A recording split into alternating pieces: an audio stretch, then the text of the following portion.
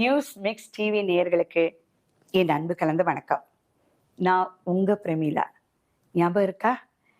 என்னுடைய வாழ்க்கை பயண நிகழ்ச்சியை 2 வருஷத்துக்கு முன்னாடி நீங்கள்லாம் பார்த்துட்டு எவ்வளவோ பாராட்டு தெரிவிச்சீங்க. அப்போ அதை பார்த்துட்டு நான் ரொம்ப சந்தோஷப்பட்டேன். அப்போ நீங்கள் எல்லாரும் கேட்டீங்க, எப்போ நீங்கள் திருப்பி வருவீங்கன்னு என்கிட்ட கேட்டீங்க. நான் என்ன சொன்னேன் உங்ககிட்ட? கண்டிப்பாக ஒரு நாள் நான் வருவேன்னு சொன்னேன். சொன்ன மாதிரியே இப்போ வந்துட்டேன். பார்த்தீங்களா எப்படி? கரெக்டா? 45 வருஷமா நீங்க எங்க இருந்தீங்க? இவ்வளோ நாளா நான் யூஎஸ்ஏல இருந்தேன். 1989 நான் யூஎஸ்ஏக்கு போயிட்டேன். கல்யாணம் பண்ணி அங்கேயே செட்டில் ஆயிட்டேன். உங்க குடும்பம் பற்றி? என்னுடைய சொந்த ஊர் திருச்சி. என் தாத்தா பேர் சவர்ராஜ் பிள்ளை. அவர் ரயில்வே டாக்டராக இருந்தார். எங்கள் அப்பா பேர் அமல்தாஸ், அம்மா பேர் சுசீலா. என் அண்ணா பேர் சீசர். அடுத்தாப்புல நான், என்னுடைய தங்க ஸ்வீட்டி, என் தம்பி பிரபு. நடிகர் S.A. அசோகன் உங்களுக்கு எப்படி உறவு? அவர் எங்கள் அப்பாவுடைய மாமா பையன். நீங்க எங்க படிச்சீங்க? எது வரைக்கும் படிச்சீங்க? திருச்சியில் நான் ஹோலி ரெடிமஸ்னு ஒரு ஸ்கூலில் படித்தேன். அதுக்கப்புறம் ஃபிலோமினாஸுங்கிற ஸ்கூலில் படித்தேன். எல்லாம் சின்ன வயசு தான். ஒரு 2ஆம் கிளாஸ், 3ஆம் கிளாஸ், 4ஆம் கிளாஸ், அந்த ரேஞ்சு தான் அந்த டைமில். உங்களுக்கு பிடிச்ச ஆசிரியர்? என்னுடைய மனம் கவர்ந்த ஆசிரியர் புஷ்பா டீச்சர். அவர் ஆசிரியர் மட்டும் இல்லை, எங்களுடைய ஃபேமிலி மெம்பர் ஆகிட்டாங்க. அதுக்கப்புறம் அவங்க என்னுடைய ஃபேமிலி இன்றைக்கும் நான் மறக்க முடியாது. நான் இப்போ அமெரிக்காவுக்கு சென்னை வந்த உடனே முதல்ல அவங்க காலில் விழுந்து நான் ஆசீர்வாதம் வாங்கிட்டு தான் என்னுடைய வெக்கேஷனே ஸ்டார்ட் பண்ணேன். எந்த நடிகரோட போட்டோவை சேகரித்து வச்சீங்க? மத்திற்குரிய சிவாஜி கணேசன் அவருடைய ஃபோட்டோ தான். அவருடைய ஃபோட்டோவை தான் எங்கள் தாத்தா கொடுக்குற 10 காசு மிக்சர் பொட்டலத்துக்காக கொடுப்பாரு. இல்லைன்னா பஸ்ஸில் போய் அடுத்த ஸ்டாப்பில் இறங்கிக்கோன்னு சொல்லுவார். அந்த காசை அப்படியே சேவ் பண்ணி மிக்சர் வாங்காமல், பஸ்ஸில் போகாமல் நடராஜபா போய் அப்படியே நம்ம ஊரில் சொல்லுவாங்களே பெட்டி கடை, அந்த பெட்டி கடையில் நிறுத்தி 10 காசை அப்படியே போய் அந்த சின்ன சின்ன ஃபோட்டோவாக கலெக்ட் பண்ணுவேன். நிறைய ஃபோட்டோ கலெக்ட் பண்ணி என் புக்கு, எல்லா புக்குலேயும் சிவாஜி சார் ஃபோட்டோ தான் உள்ளுக்குள்ளே இருந்துகிட்டே இருக்கும். ஒவ்வொரு பேஜுக்கும் வச்சுருப்பேன் நான். சினிமா ஆர்வம் எப்படி வந்தது? சினிமாவில் ஆர்வம்னு சின்ன வயசுலேருந்தே கொஞ்சம் டான்ஸ்லாம் ஆடிட்டு இருப்பேன். மாதிரி டான்ஸ் ஆடுவேன். டவலை கட்டிட்டோ இல்லைன்னா சின்ன ஒரு ஷீட்டை நடுவில் வச்சுட்டு ஒரு ட்ராமாலாம் பண்ணிகிட்டு இருப்பேன். அதெல்லாம் சின்ன வயசுலேருந்தே ஒரு ஆர்வம் இருந்துகிட்ருக்கோம்.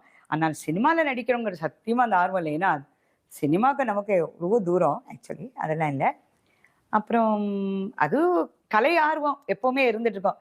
எங்கள் வீட்லேயே நான் ஒருத்தி தான் கொஞ்சம் ஸ்கூலில் டான்ஸ் ஆட சொன்னால் உடனே பால் போலவேன்னு அப்படி டான்ஸ் ஆட ஆரம்பிச்சிருவேன். மாறியது நெஞ்சோன்னு ஆடிடுவேன். சொன்ன உடனே அப்படி கீ கொடுத்த பொம்மை மாதிரி ஆட ஆரம்பிச்சிருவேன். வெக்கவே பட மாட்டேன் டான்ஸ் ஆடுறது மட்டும். எஸ்பெஷலி சுசலாமா பாட்டு, அப்புறம் அந்த டைமில் வந்த படங்களுடைய பாட்டுகளுக்கெல்லாம் டான்ஸ் ஆடுவேன். எல்லா டான்ஸ் ஆடிட்டே இருப்பேன். அது சின்ன வயசுலேருந்தே ஒரு ஆர்வம் இருந்துகிட்டே இருந்தது. அதுவும் நான் சின்ன வயசில் கொஞ்சம் அழகாக இருப்பேன். இப்போ இருக்கிற மாதிரி இல்லை, ரொம்ப அழகாக இருப்பேன். என்ன சும்மாவது அப்படி அம்பாள் மாதிரி நிற்க வச்சு நடுவில் நிற்க வச்சாலே போதும் அப்படின்னு சொல்லிவிடுவாங்க ஸ்கூலில். அவன் நடுவில் நின்னாலே போதும்மா, ஒன்றும் பண்ண வேண்டாம் அப்படின்னு சொல்லுவாங்க. அந்த அளவுக்கு நல்ல முழுக்குன்னு அழகாக இருப்பேன். உங்கள் தந்தை காசநோய்க்கு மருந்து கண்டுபிடித்தாராமே? ஆமாம்மா, எங்கள் அப்பா மெடிக்கல் லைனில் இருந்தாங்க. ஏன்னா தாத்தா டாக்டராக இருந்ததுனால அப்பாவும் டாக்டராக இருந்தாங்க, LMP டாக்டர். அப்பா டிபி சானிட்டோரியத்துக்கு சப்ளை பண்ணுற லங்டோன் அப்படிங்கிற ஒரு மருந்தை தயாரித்தார். அது டிபி சானிட்டோரியத்துக்கு சப்ளை பண்ணிட்டு இருந்தாங்க. அப்பா அதில் ரொம்ப ஃபேமஸ்ஸு, ரொம்ப நல்லா பண்ணிட்டு இருந்தாங்க அப்பா அதில் பிஸ்னஸ். படப்பிடிப்பை காண சென்னை வந்த சூழல் பற்றி? ஆக்சுவலி எனக்கு அப்போ லீவ் விட்டுருந்தது. ஃபுல் லீவில், தமிழில் சொல்லுவாங்க அரையாண்டு பரீட்சை எழுதினோடனே ஒரு சின்ன லீவ் விடுவாங்க. அப்பா இந்த பிஸ்னஸ் விஷயமா சென்னைக்கு போகிறதா சொன்னாங்க. நான் சொன்னேன், அப்பா இந்த சிவாஜி சாரை கொண்டு போய் காட்டுங்க. எனக்கு அந்த காலத்துல சிவாஜி சார், கேஆர் விஜயானா ரொம்ப பிடிக்கும், ரொம்ப பிடிக்கும். ஏன்னா அந்த மாதிரி படங்கள் தான் பார்த்துட்டே இருப்பேன். அப்பாட்ட கேட்டேன், அப்பா நான் சிவாஜி சார் காட்டுங்கப்பான்னு. அப்பா சொன்னாங்க, சிவாஜி சார்லாம் அவ்வளோ ஈஸியாக பார்க்க முடியுமாம்மா அப்படின்னாங்க. கூட்டிகிட்டு போய் காட்டுங்கப்பா ப்ளீஸ்ப்பா அப்படின்னு. அதான் சென்னைக்கு கூட்டிகிட்டு வந்தாங்க. சரி வா அப்படின்னு கூட்டிகிட்டு வந்தாங்க. ஆனால் பாவம் எனக்கு சிவாஜியை பார்க்கவே முடியலன்னா அவர் ஐயப்ப சாமி மலைக்கு போயிட்டார். சினிமாவுக்கு நீங்க நடிக்க வந்த காரணம் என்ன? ஆக்சுவலி சூழல் காரணமாக தான் வந்தேன் நான். எங்கள் அப்பா சென்னைக்கு ஒரு பார்ட்னரோட சேர்ந்து அந்த பார்ட்னர் ரொம்ப ஏமாத்திட்டார் அப்பாவை.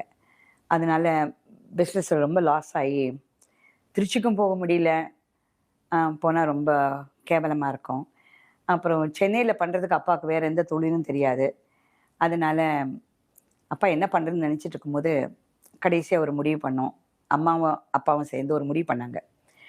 அப்பா மெடிக்கல் லைனில் இருந்ததுனால சைனைடுன்னு ஒரு மருந்து இருக்குது. சரி, அந்த மருந்தை வாங்கிட்டு வந்து எல்லாரும் சாப்பிட்டு இறந்துடலாம் அப்படின்னு ஒரு முடிவு பண்ணாங்க. முடிவு பண்ணி அன்றைக்கி தான் சாப்பிட்ற நாள். இருந்த கொஞ்சம் காசில் போய் சாப்பாடு வாங்கிட்டு வந்து அதோட கலந்து சாப்பிட்ரு, பிள்ளைங்களுக்கு ஃபஸ்ட்டு கொடுக்குறதுமல அவங்களுக்கு ஃபஸ்ட்டு கொடுத்துட்டு அப்புறம் நம்மலாம் சாப்பிட்லான்னு முடிவு பண்ணி எல்லாம் சாப்பாடெல்லாம் வந்துருச்சு கேரியரில். அந்த டைம் பார்த்து வீட்டுடைய கதவு தட்டுச்சு. யாரோ தட்டினாங்க. போய் திறந்தா ஒரு ஆள் நின்றுட்டு இருந்தார். அவர் சொன்னார், நான் சக்கரபாணி சார் ஆஃபீஸ்லேருந்து வரோம். எம்ஜி சக்கரபாணி சார் அவருடைய பையனோட ஜோடியாக நடிக்கிறதுக்கு ஒரு சின்ன பொண்ணை மூவி செலக்ட் பண்ணுறதா இருக்காங்க. உங்கள் பொண்ணை நாங்கள் செலக்ட் பண்ணலான் இருக்கோம். நீங்கள் ஆஃபீஸ் வர முடியுமா அப்படின்னு கேட்டாங்க. எங்கள் அப்பா சொன்னார், என் பொண்ணு நடிப்பான்னு உங்களுக்கு என்ன அவ்வளோ தைரியமாக கேட்குறீங்க? நாங்கள் ஒன்றும் நடிக்க வைக்கிறதா இல்லையா அப்படின்னு அப்பா சொன்னாங்க. அப்பா அவங்க சொன்னாங்க, உங்கள் பொண்ணுடைய ஃபோட்டோ அவங்க ஃப்ரெண்டுக்கிட்ட நீங்கள் கொடுத்துருந்தீங்க, உங்கள் பொண்ணு கொடுத்துருந்துருக்கா ஸ்கூலில் வச்சு. அந்த ஃபோட்டோவை அந்த அவர் ப்ரொடக்ஷன் மேனேஜர் அவர் பார்த்துருக்கார். பார்த்து நல்லா இருக்கே, இது ஃபோட்டோஜெனிக் ஃபேஸ் மாதிரி இருக்கே, நல்லா இருக்கே இந்த குட்டி அப்படின்னு சொல்லிட்டு, சினிமாவில் நடிக்க ஆசை இருக்கா அந்த பொண்ணுக்குன்னு அந்த ஃப்ரெண்டுக்கிட்ட கேட்டிருக்காங்க. இல்லை அவளுக்கு கலையில் ரொம்ப ஆர்வம் இருக்குது அப்படின்னு கேட்டு பார்க்கலாமேன்னு வந்து கேட்டிருக்கேன். அப்படியே எங்கள் அப்பா சொல்லியிருக்கான், நாங்கள் டாக்டர் ஃபேமிலி, நாங்கள்லாம் நடிக்க விட மாட்டோம் அப்படி இப்படின்னு சொல்லிட்டு அனுப்பிச்சிட்டார். அப்போ அவர் சொன்னார், இல்லை சார், இது ஹீரோயின், உங்களுக்கு இந்த மாதிரி வாய்ப்பு கிடைக்காது, இது எம்ஜிஆருடைய அண்ணன் படம், அவர் பையன் சுகுமாரோட நடிக்கணும் அப்படின்னு சொன்னோன்னே அம்மா இருந்துட்டு, என்னங்க நம்ம இப்போ எல்லாரும் சாகிறது பலா பிரமிளாவை நடிக்க வச்சா, ஹீரோயினாக நடிக்க வச்சா நம்ம எல்லாரையும் காப்பாற்றிடலாமே, பிள்ளைங்களை காப்பாற்றலாம், நம்ம இறந்தா பரவாயில்ல, நம்ம பிள்ளைங்களெல்லாம் கொல்ல வேண்டாமே அப்படின்னு. எங்கள் அப்பா ரொம்ப மனசு சரி போய் பார்க்கலாம் அப்படின்னு சொல்லி ஆஃபீஸ் போனோடனே ஹீரோயினாக புக் பண்ணிட்டாங்க. ஆக்சுவலி அந்த படம் வெளியே வரலாம் விடுங்க, ஆனால் அப்படி தான் நான் திரையுலகில் நான் நுழைஞ்சேன். அந்த படத்துக்கு ஃபோட்டோஸ்லாம் பார்த்துட்டு அப்படி இப்படியா வாழையடி வாழை, அரங்கேற்றம், இதெல்லாம் எனக்கு புக் ஆச்சு. இப்படி தான் நுழைஞ்சோம். முதல்ல நடிச்ச தமிழ் திரைப்படம் எது? தமிழ் படம்னு எடுத்துட்டா வாழையடி வாழை. அந்த வாழையடி வாழையில் 2 வாரம் நான் ஷூட்டிங் நடந்துட்டு இருக்கும்போதே அரங்கேற்றம் புக் ஆயிடுச்சு. அரங்கேற்றம் நடந்துட்டு இருக்கிறச்சு கோமாதாளம் புக் ஆயிடுச்சு. இப்படியே இந்த ஒரே வருஷத்தில் வாழையடி வாழை ரிலீஸ் ஆன அதே வருஷத்துலேயே 18 படமும் புக் ஆகி எல்லாமே ரிலீஸ் ஆகிடுச்சு. இதுதான் என்னுடைய இது. ஆக்சுவலி நான் மலையாள படத்தில் ஆக்ட் பண்ணேன். ஃபஸ்ட்டு படம்னு சொன்னால் மலையாள படம். அது பண்ணிட்டு இருக்கும்போது அந்த ஷூட்டிங் நடந்துட்டு இருக்கும்போது கேஜி பார்த்தாரு. கற்பகத்தில் நடந்துட்டு இருக்கும்போது கேஜி பார்த்து வாழையடி வாழையில் புக் பண்ணார். அதுதான் ஃபஸ்ட்டு. உண்மையே சொல்லப்போனால், கரெக்டாக சொல்லப்போனால் இதுதான் மலையாள படம்னு சொல்லலாம். அது சேது மாதவன் சார் படம், லைன் பஸ்ன்னு ஒரு படம். ரொம்ப குட்டியாக இருப்பேன், ஒரு 13 வயசு, ரொம்ப குட்டியாக இருப்பேன். அதை பார்த்தா கேஜி நினச்சாரு, ஐயோ இவ்வளோ குட்டியாக ஒரு பொண்ணு ஓடி ஆட்டி இருக்கானே. ஆக்சுவலி அவர் நினச்சது ஜெயசித்ரா ரோலாக கூட இருக்கலாம், ஏன்னா ஜெயசித்ரா ரோல் கடைக்குட்டி ரோல். ஸோ நான் அவ்வளோ சின்னோண்டாக தான் இருப்பேன், கடைக்குட்டி ரோலை தான் புக் பண்ணியிருப்பாரு. அது எதனால் என்ன ஹீரோயினாக போட்டார்னு எனக்கு தெரியாது, இன்னைக்கு வரைக்கும் எனக்கு தெரியாது. அப்புறம் ஹீரோயினாக போட்டுட்டார் அவர். மிகப்பெரிய நடிகர்களோடு நடித்தது பற்றி? அது என்னுடைய பாக்கியமாக தான் நினைக்கணும். அது KS கோபாலகிருஷ்ணன் சாருக்கு தான் நான் நன்றி சொல்லணும். அதே நேரத்தில் K பாலச்சந்தர் சாருக்கும் நான் நன்றி சொல்லணும். சொல்லிக் கொடுத்த திறமை தான் நான் இன்னைக்கு ஆக்ட் பண்ணியிருக்கேன். மற்றபடி எனக்கு ஒன்றும் பெருசாக நடிப்பெல்லாம் ஒன்றும் தெரியாது. எல்லாம் சின்ன பிள்ளை தானே நான், அந்த டைமில் எனக்கு ஒன்றும் தெரியாது. KS கோபாலகிருஷ்ணன்ட்ட கற்றுக்கிறதுக்குள்ளே ஐயோ நிறைய திட்டு வாங்கியிருக்கேன். அதை வாழையடி வாழையில் அந்த படத்தில் ஆயிடுச்சு நடித்ததுக்கு. சில வசனங்கள் நேயர்களுக்காக நிறைய இருக்குது. அதில் ஒரு சீன் என்னென்னா, ஒரு வேலைக்காரி வந்து டீ காஃபி எடுத்துகிட்டு அப்படி போனோடனே அவள் சொல்ல, ஏய் இங்கே வாடிங்க, யாருக்குடி காஃபி எடுத்துகிட்டு போகிற? அம்மா பெரியம்மாக்கும்மா. ஆ பெரியம்மா? அது யாருடி பெரியம்மா அந்த வீட்டில்? உங்கள் அக்காம்மா. ஓ அவா பெரியம்மானா நான் என்ன சின்னம்மாவா? குடிடி அந்த காஃபி எங்க? அதுதான் அந்த மாதிரி ஒரு ரவுடி கேரக்டர். ஆனால் ஹீரோயின். நவரச திலகம் முத்துராமன் பற்றி? அவரை பற்றி சொல்லணும்னா இந்த இன்டர்வியூவே பத்தாதுன்னு விடுங்க. ஏன்னா முத்துராமன் சாரே அவர்கிட்ட போய் இன்டர்வியூ கேட்கும்போது அவர் என்ன சொல்வார்னா, ஓ இன்டர்வியூக்கெலாம் அடுத்த ஷெட்டில் வந்து பிரமிளா இருக்கா, அவகிட்ட ஒரு லைப்ரரியே இருக்கு என்னை பற்றி, அங்கே போய் கேளுங்க அப்படின்னு சொல்லுவார். அந்த அளவுக்கு அவரை பற்றி ரொம்ப நான் சேகரிச்சுப்பேன். ஏன்னா ஃபஸ்ட்டு படம் அவரோட நடித்ததுனால முத்துராமன் சாரோட நிறைய படங்கள் அதுக்கப்புறம் நடிக்க ஆரம்பிச்சிட்டேன். அவரை எனக்கு ரொம்ப பிடிக்கும். ஏன்னா அவர் நிறைய கற்றுக் கொடுப்பாரு, எனக்கு சொல்லிக் கொடுப்பாரு, ரொம்ப பொறுமையாக பேசுவார், வெரி குட் ஜென்டில்மேன்.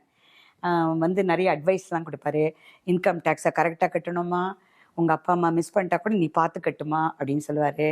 ரொம்ப பண்பானவர், ரொம்ப அமைதியானவர், ரொம்ப அது எப்படி அவரை பற்றி போடுறதே தெரியல. என்னை பொறுத்த வரைக்கும் அந்த மாதிரி ஒரு நடிகரை இது வரைக்கும் நான் பார்த்ததே கிடையாது என் லைஃப்பில். அப்படி ஒரு நல்ல மனிதர் அவர். இயக்குனர் KS கோபாலகிருஷ்ணன் பற்றி.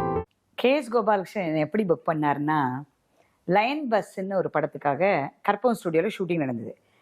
அப்போ நான் வந்து ரொம்ப குட்டியாக இருந்தேன், ஒரு 13-14 வயசு. அப்போ அவர் சொன்னார், அசிஸ்டண்ட் கூப்பிட்டு, யார் இங்கே ஒரு குட்டி அங்கே எங்கேயும் உருண்டுக்கிட்டு பால் மாதிரி ஓடிட்டு இருக்குது, அதை கூட்டிகிட்டு வா அப்படின்னு சொன்னார். ஏன்னா அப்படி தான் இருந்தேன் நான், ஒரு பாவாடை சட்டை போட்டுக்கிட்டு குட்டியாக அப்படி குள்ளமாக ஓடிட்டு இருந்தாங்க. அவர் சொன்னார், அந்த பாலை கூட்டிகிட்டு வா அப்படின்னாரு.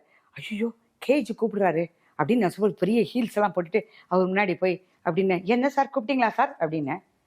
என்னம்மா இன்னும் LICலாம் போட்டுட்டு இருந்து, கழட்டதை முதல்ல அப்படின்னாரு. அப்படின்னா அதை கழட்டினேன். அப்புறம் சொன்னார், சரி சரி சரி சரி ஓகே ஓகே போயிட்டு வாமா போப்போ அப்படின்னு சொல்லிட்டாரு. அப்போ அவர் பார்த்தப்போ அடுத்த நாள் எங்கள் வீட்டுக்கு வண்டி வந்தப்போ தெரியும் அவர் படத்தில் என்னை புக் பண்ணுறது தான் ஆரம்பிச்சிருக்காரு. அப்படி தான் அவர் படத்தில் புக் பண்ணார். அரங்கேற்றம் திரைப்படத்தில் நீங்கள் தோன்றியது பற்றி. ஆக்சுவலி அரங்கேற்றம் திரைப்படத்தில் வந்து டைரக்டர் சார் இந்த வந்து கதை சொல்ல என்னையும் அப்பாயும் கூப்பிட்டாங்க. அப்போ வந்தோடனே சொன்னார், இது வந்து ஒரு விபச்சாரி பற்றிய கதை அப்படின்னு. எங்கள் அப்பா சொன்னார். எங்கள் அப்பா உடனே எந்திரிச்சிட்டாரு. இல்லை சார் அந்த மாதிரி படத்தில் நடிக்கிறதுக்கு விருப்பம் இல்லை அப்படின்னு. இல்லை சார் நீங்கள் கதையை கேட்டுட்டு அப்புறம் எந்திரிச்சு போகலாம் அப்படின்னாரு டைரக்டர். எங்கள் அப்பா சொன்னார் ஓகே அப்படின்னு சார்.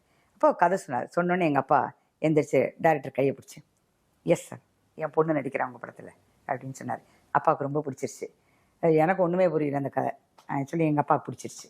ஸோ அப்படி தான் அந்த படத்தில் நான் உட்காந்தேன். அந்த படம் கமலஹாசன் உங்கள் தம்பியா நடித்தது பற்றி. இப்படி ஒன்றும் பெரிய மூத்தவர் ஒன்றும் இல்லை. அவர் 2-3 வயசு மூத்தவர், அவ்வளோதான். ஆனால் அவர் பார்க்குறதுக்கு ரொம்ப சின்ன பையன் மாதிரி இருப்பார்.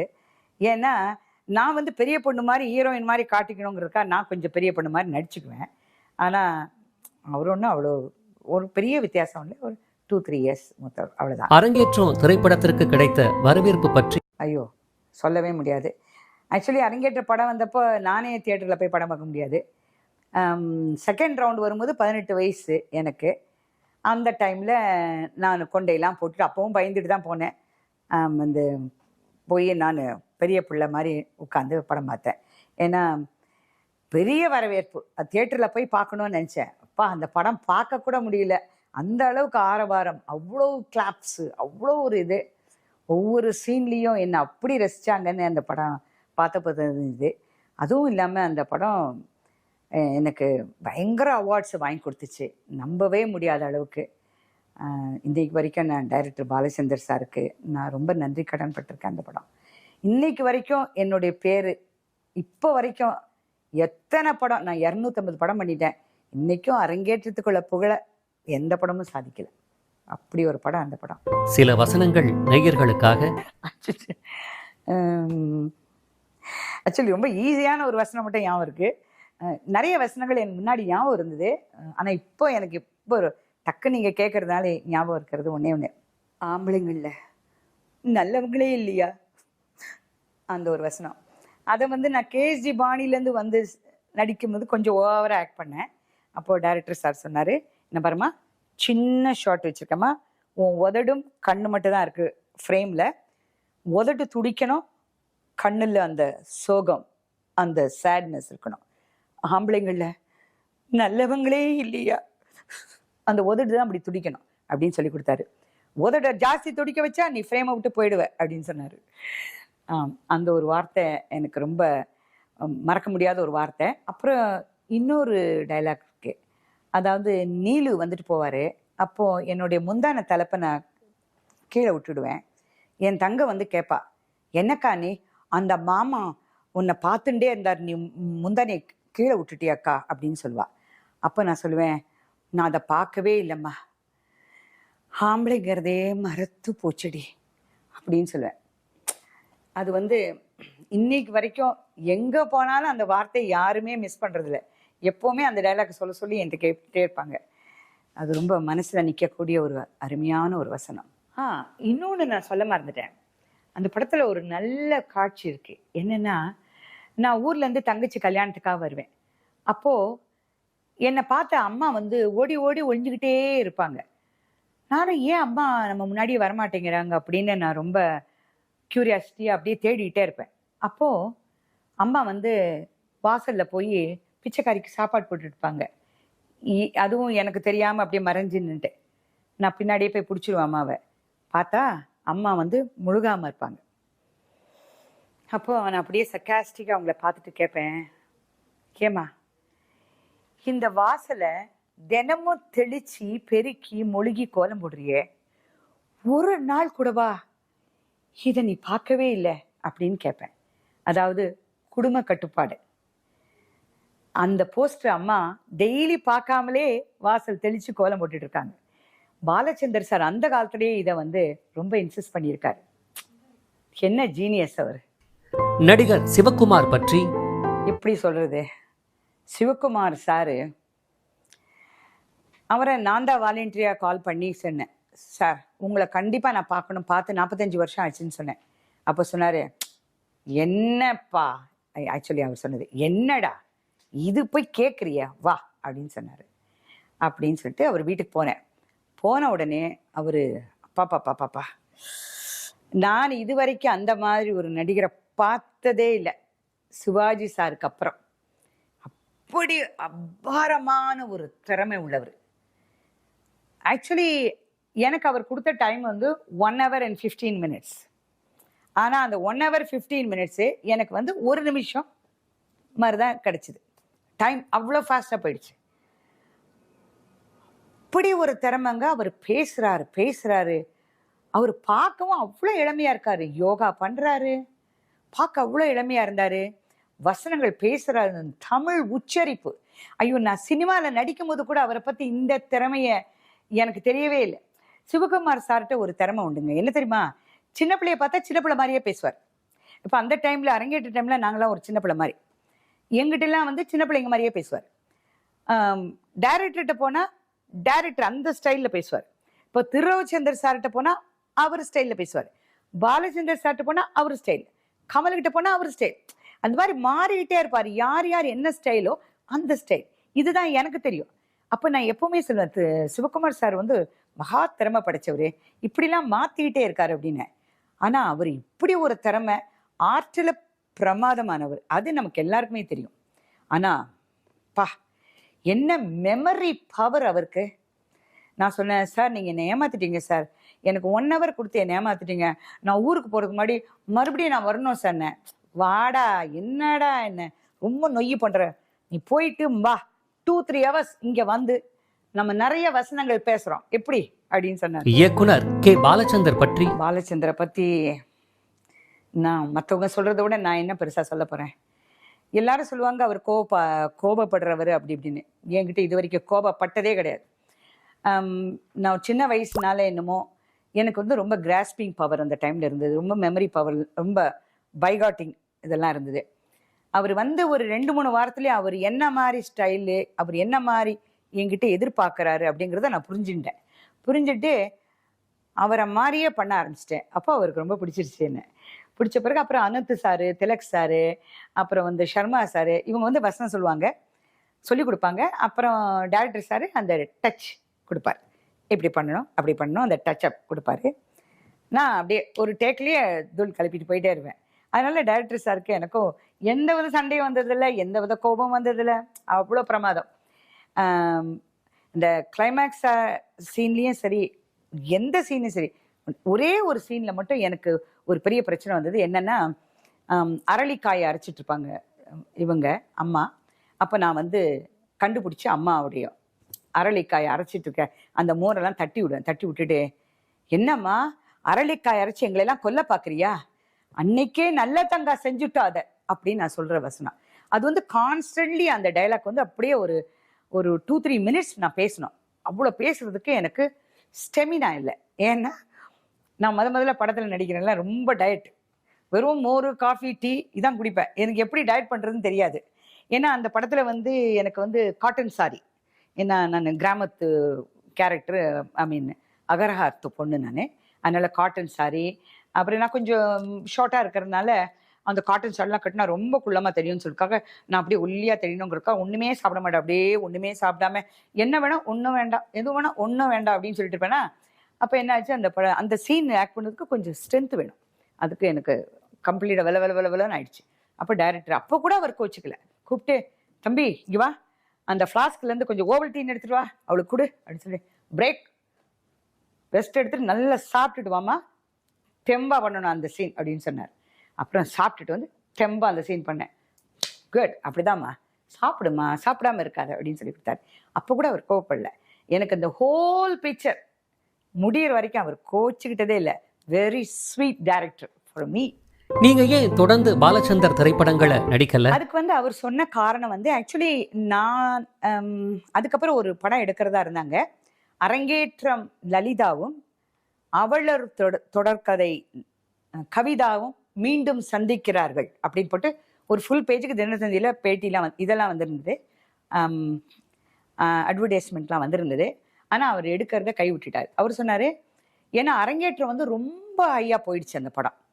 அப்போது ஆடியன்ஸ் என்ன எதிர்பார்ப்பாங்க, அரங்கேற்றத்தை விட இன்னும் ஒரு படி மேலே என்ன எதிர்பார்ப்பாங்க. அந்த அளவுக்கு நம்ம சரியாக கொடுக்கலன்னா படம் ஃபெயிலியர் ஆகிடும். அதே மாதிரி அவ்வளோ தொடர்கதை படமும் அந்த அளவுக்கு அதுக்கு மேலே கவிதா ரோலை பூஸ்ட் பண்ணலைன்னா அந்த படம் நல்லா வராது. அதனால கொஞ்சம் அவர் யோஜனை பண்ணிட்டார், அதனால அவர் கொடுக்கல.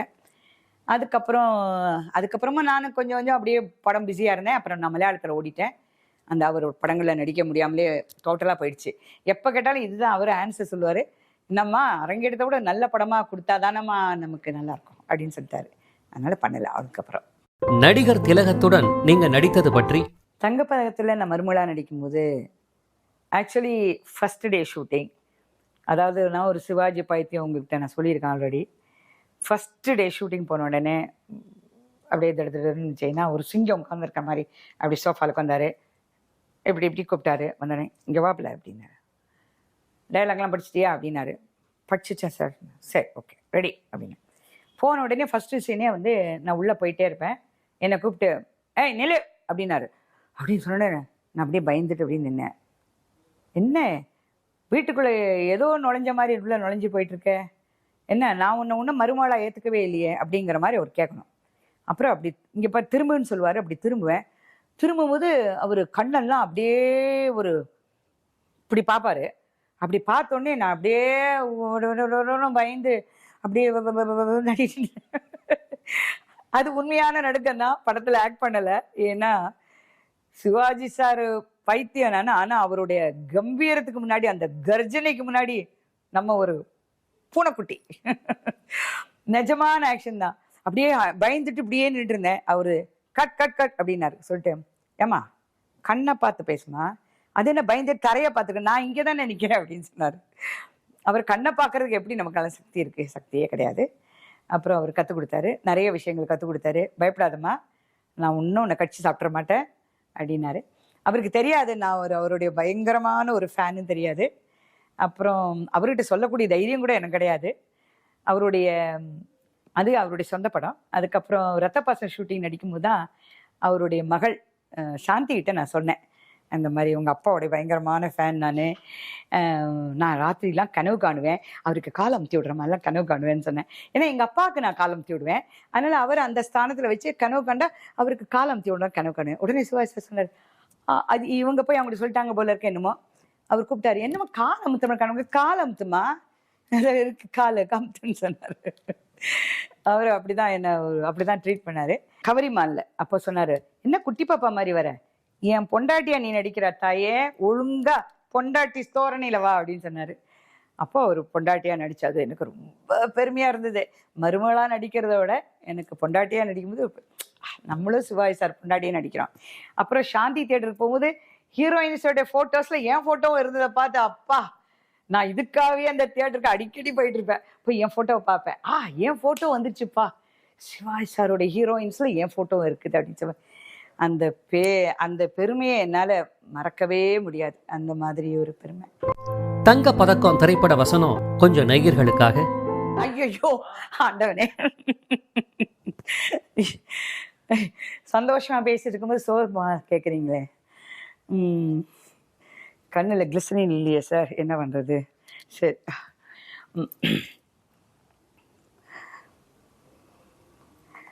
மாமா, காஞ்சி போன பூமியெல்லாம் வத்தாத நதியை பார்த்து ஆறுதல் அடையும். அந்த நதியே காஞ்சி போயிட்டா துன்பப்படுறவங்கலாம் அவங்க கவலையை தெய்வத்துக்கிட்ட முறையிடுவாங்க. ஆனா தெய்வமே கலங்கி நின்னா அந்த தெய்வத்துக்கு யாரால ஆறுதல் சொல்ல முடியும்? ஆக்சுவலி சிவாஜி கத்து கொடுத்தாரு அந்த ஒரு வசனத்துல. அந்த மாதிரி ஒரு சவுண்ட் வரும்ல, அதுல வந்து எப்ப எடுக்கிறதுன்னு எனக்கு தெரியாது. அப்ப அவர் சொன்னாரு, இப்படியே இருமா அந்த மாமா அப்படிங்கிறப்ப எனக்கு எங்க எடுக்கிறதுன்னு தெரியாது. அவர் சொன்னாரு, வாயை இப்படியே வச்சுட்டு இருமா, இப்படியே வச்சுட்டு மாமா அப்படின்னு எடு அப்படின்னு சொல்லி கொடுத்தாரு. என்ன மனுஷன்ல அவர், என்ன மாதிரி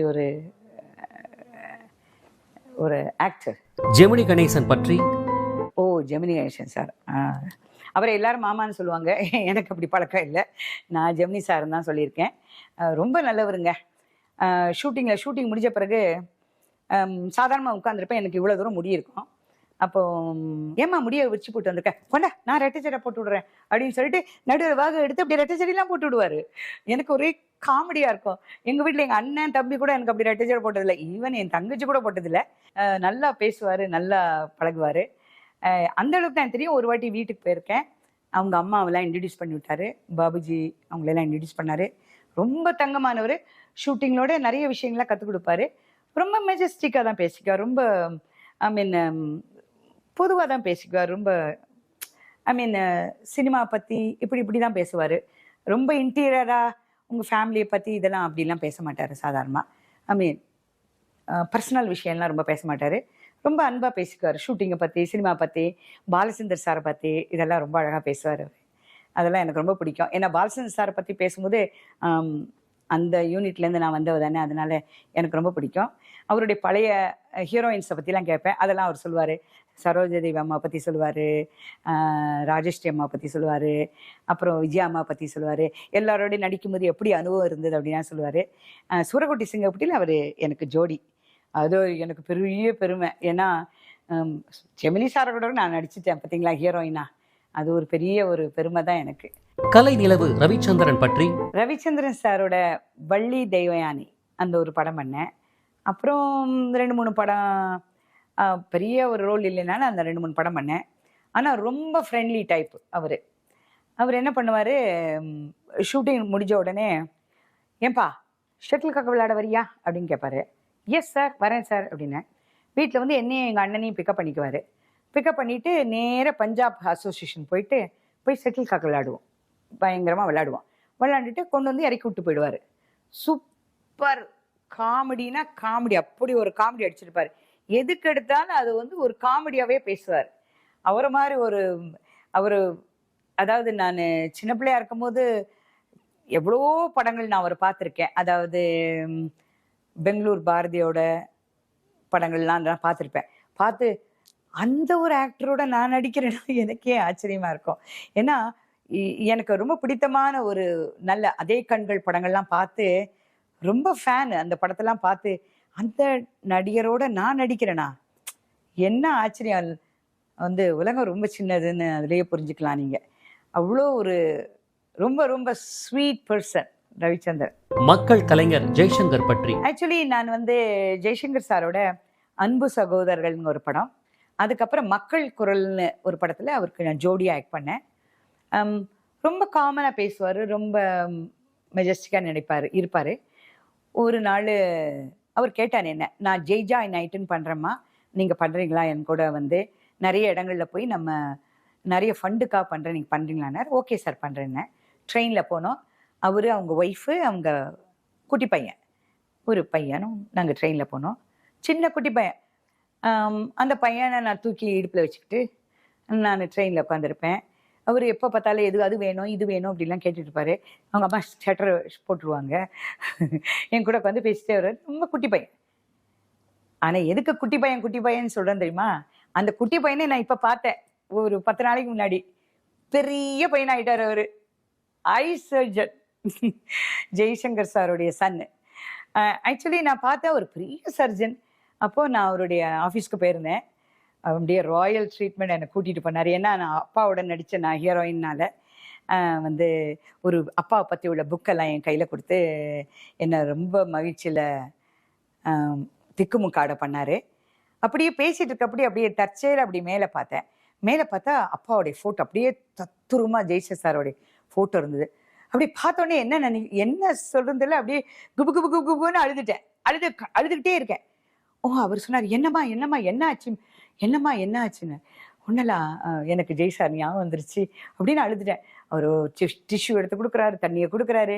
so sweet of you ma'am, இப்படி அழுகுறீங்களேன்னு. எனக்கு அழுகிற மூடே கிடையாது, ரொம்ப ஜாலியாக தான் இருந்தேன். ஆனால் ஜெய்சங்கர் சார் ஃபோட்டோ இவ்வளோ பெருசாக பார்த்து எனக்கு அப்படியே பழைய ஞாபகம்லாம் வந்துருச்சு.